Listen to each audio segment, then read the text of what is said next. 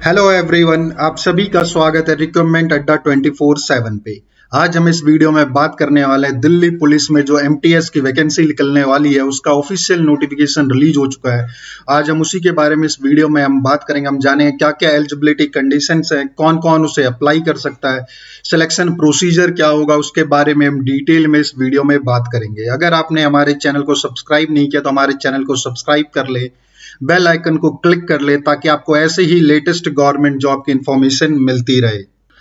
ये दिल्ली पुलिस में जो एमटीएस की वैकेंसी, जो मल्टीटास्किंग स्टाफ की वैकेंसी निकलने वाली है, direct recruitment for the post of cook, water career, सफाई कर्मचारी, स्वीपर, मोची एंड कॉबलर, धोबी और वॉशरमैन, टेलर, साइकिल मिस्त्री और खलासी और गार्डनर, बार्बर और कारपेंटर की जो दिल्ली पुलिस में एमटीएस के थ्रू जो वैकेंसी निकलने वाली है, ये उसका ऑफिशियल नोटिफिकेशन है जो रिलीज हो चुका है। ये जो वैकेंसी है ये ग्रुप सी की वैकेंसी है। ये सेंट्रल सिविल सर्विस की तरफ से ये निकाला गया है। ये डायरेक्ट रिक्रूटमेंट है।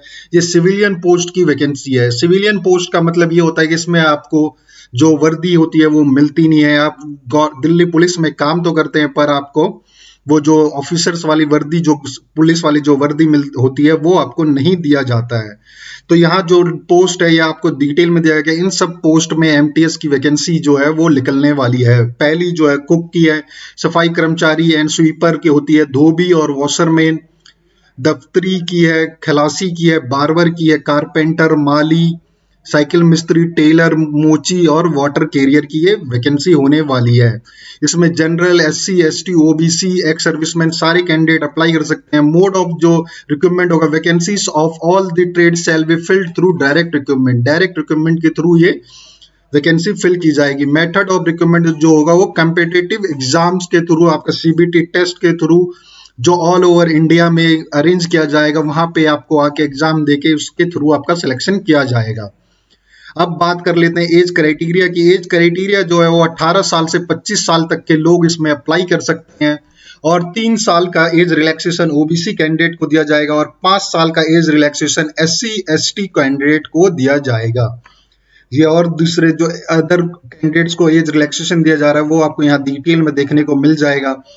क्वालिफिकेशन की बात करें तो इसमें क्वालिफिकेशन जो है वो एमटीएस के लिए 10th पास आउट आपका होना चाहिए।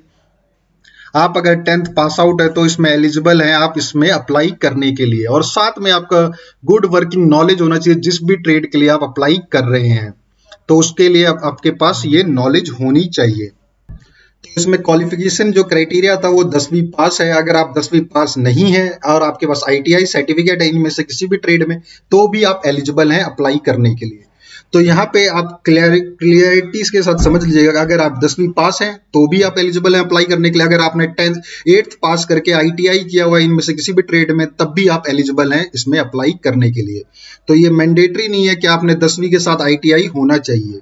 तो ये आपको ध्यान देना होगा कि आप 10वीं पास वाले भी कैंडिडेट इसमें अप्लाई कर सकते हैं और आपके पास जो है वर्किंग नॉलेज होनी चाहिए उसी ट्रेड के बारे में। मेडिकल फिटनेस के बारे में यहाँ पे दिया हुआ है और यहाँ कॉन्स्टिट्यूशन ऑफ रिक्रूटमेंट बोर्ड कौन होगा उसके बारे में भी आपको डिटेल में यहाँ पे देखने गई है।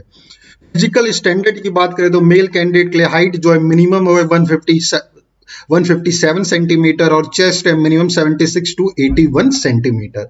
फीमेल की हाइट की बात करें तो इसमें मिनिमम 152 सेंटीमीटर है, चेस्ट एप्लीकेबल नहीं है। और ये फिजिकली एंड्योर टेस्ट जो होगा इसमें मेल के लिए 1600 मीटर का रेस होगा इन 9 मिनट में और फीमेल के लिए 800 मीटर का रेस होगा 5 मिनट के लिए।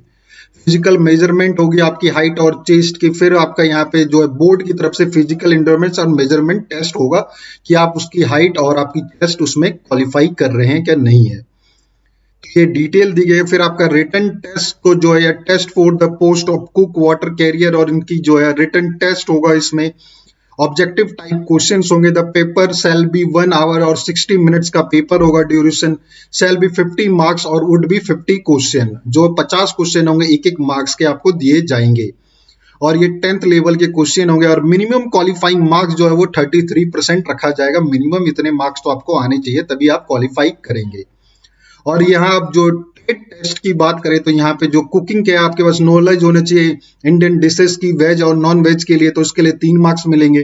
फिर नॉलेज ऑफ न्यूट्रिशन वैल्यू आपके गुड्स और ग्रेन, पल्स, वेजिटेबल में कितना न्यूट्रिशन वैल्यू होता है उसके 3 मार्क्स आपको दिए जाएंगे। और उसी तरह यहाँ पे knowledge of operations and maintenance of various electric equipment of in kitchen, kitchen में यूज होने वाले जो इक्विपमेंट्स है उसके लिए भी 3 मार्क्स दिए जाएंगे। और ये जो आटा गूंदना और ये ग्राइंडिंग करना स्पाइसेस का, ये इसके लिए भी 3 मार्क्स दिए जाएंगे।